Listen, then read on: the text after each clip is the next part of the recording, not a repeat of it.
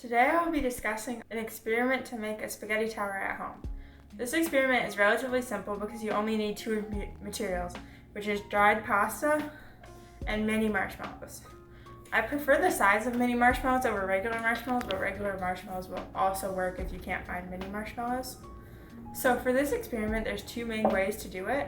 The first way would be to make a tower that is as strong as possible, so using a lot of material, a lot of spaghetti, and a lot of marshmallow. Make it really strong so that it can hold a lot of weight.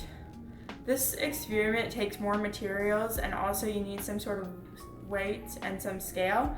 So I'm not going to discuss that one, but any recommendations I say today should also help with one like that if that's what you would like to do. Instead, I'm going to discuss one where you try to make the tallest tower possible with the minimum materials.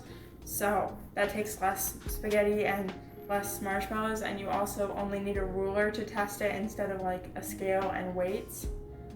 So my first recommendation to help you make a stable tower is to build the tower on the ground. So when you're building the first piece, put it down like this on a flat surface so that you can keep it flat, but you can also, it's easier to put on the pieces of marshmallow and also to put all the supports in. And then my second recommendation that I wanted to show you was that triangles are really helpful in making your design. So I have like a little demo to show this. This is a piece of spaghetti made out of, this is two pieces of spaghetti broken in half to make a square. And as you can see, the spaghetti will kind of move wherever I try to move it to, so it's not very strong and it'll just do whatever, move around a lot.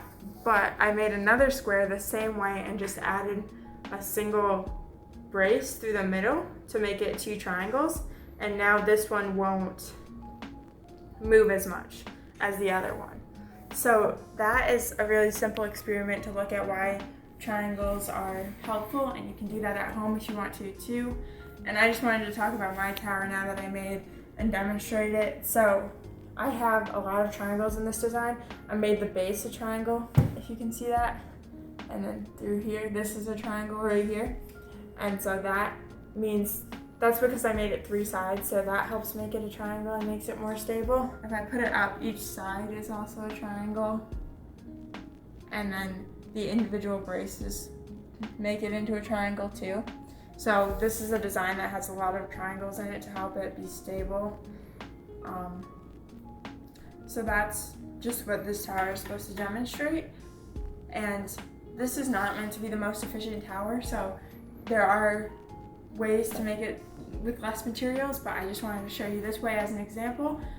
So I hope that you had fun with this video and that you can find ways to experiment and make the tallest tower with the least materials. Thank you.